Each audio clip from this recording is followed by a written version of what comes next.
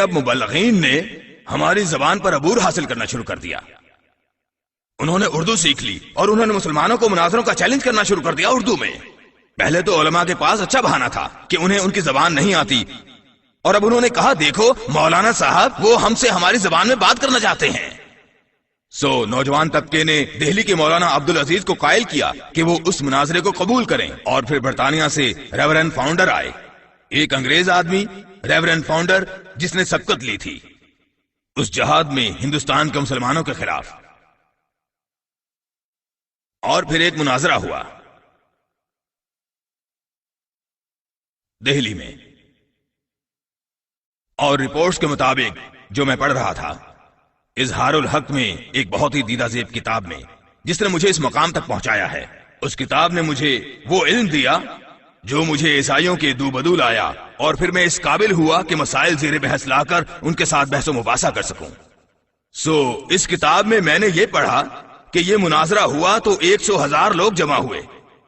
میں نہیں جانتا کہ کیسے، کہ ان دنوں آواز کیسے دور تک پہنچائی جاتی تھی، کیونکہ ان دنوں کوئی مائکرو فونز اور کوئی لاؤڈ سپیکر تو تھے نہیں، لیکن غالباً لوگ وہ آواز پہنچاتے تھے. وہ دور سے وہ دیکھ سکتے تھے اور وہ کچھ سن سکتے تھے، اور لوگ ایک دوسرے کو بتاتے ہوں گے کہ مولوی صاحب نے یوں مارا اور فاؤنڈر نے یہ کہا، کچھ ایسے کچھ ویسے وغیرہ وغیرہ، اور ہر بندہ مطمئن ہو جاتا تھا. مناظرہ شروع ہوا، اور ریورنڈ نے مولانا صاحب کو تجویز کیا کہ مولانا صاحب آئیے شروع کریں، اردو میں گیٹ سٹارٹڈ، شروع کیجئے. تو مولانا نے جواب دیا کہ دیکھیے آپ تو ہمارے بڑے بھائی ہیں، عیسائیت اسلام سے 600 سال پہلے آئی، اس لحاظ سے آپ 600 سال ہمارے سینئر ہیں، اور ہماری ثقافت کے مطابق آپ کی پہلے فوقیت ہے.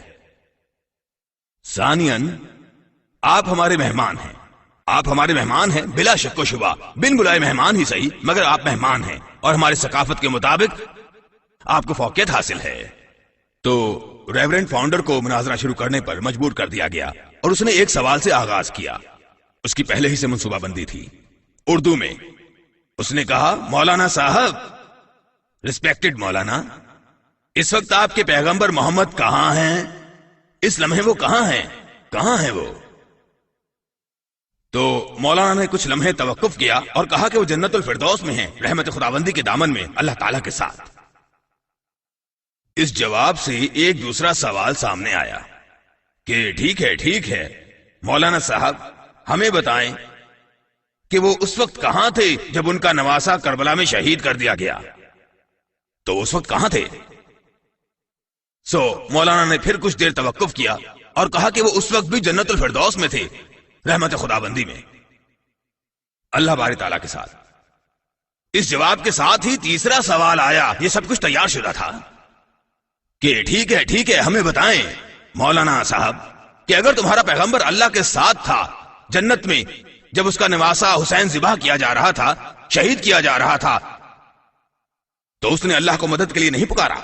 یا باری تعالیٰ دیکھو تو وہ میرے نواسے کے ساتھ کیا کر رہے ہیں، مہربانی فرما کر اس کی مدد کو پہنچیے اور اسے اس مشکل سے نکالیے. اس کے بعد کافی لمبا توقف تھا، لمبا توقف، اور وہ ریورنڈ بے قابو ہو گیا. جواب دیجیے، اپنے پاؤں زمین پر مارتے ہوئے وہ کہتا ہے کیا اس نے اپنے اللہ سے مدد کے لیے نہیں کہا؟ خیر، مولانا نے فرمایا کہ ہاں انہوں نے کہا تھا. ریورنڈ نے کہا کہ اللہ نے کیا کہا؟ اللہ نے کیا کہا؟ کیونکہ ہم جانتے ہیں کہ حسین کو مدد کی ضرورت تھی. اس نے کیا کہا؟ اور پھر وہاں ایک لمبا سکوت تھا، ایک لمبا سکوت، اور پھر ریورنڈ بے قابو ہو گیا زمین پر پاؤں مارتے ہوئے کہ جواب دیجیے. ایسا لگتا تھا کہ وہ مار دیں گے، اور لوگوں نے بھی محسوس کیا کہ مولانا نے مروا دیا، مولانا نے ہمیں ختم کروا دیا ہمیں. اس نے کہا جواب دو. تو مولانا صاحب نے فرمایا کہ اللہ رو پڑا، اللہ نے رو دیا. انہوں نے کہا کیا اللہ رو دیا؟ انہوں نے کہا اللہ رو دیا کہ میں اپنے بیٹے عیسیٰ کو نہیں بچا سکا، میں تمہارے نواسے کو کیسے بچا سکتا ہوں؟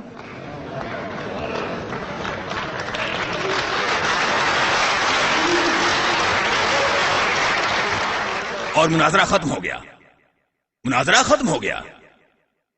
آپ جانتے ہیں کہ یہ صرف ذہانت و فطانت کی ہم آہنگی تھی، اس کا حقائق سے بالکل بھی تعلق نہیں تھا. یہ ہے کہ دوسرے سے زیادہ ہوشیاری دکھانا ہوتی ہے، جیسا کہ ایک کہاوت ہے کہ दोगुना मुसल्ला वो शख्स होता है जिसका मौक़िफ़ मबनी बर हक होता है। अगर आप हक पर हैं तो आपकी ताकत दोगुना है, क्योंकि आप जानते हैं कि आप अपने हकूक के लिए लड़ रहे हैं।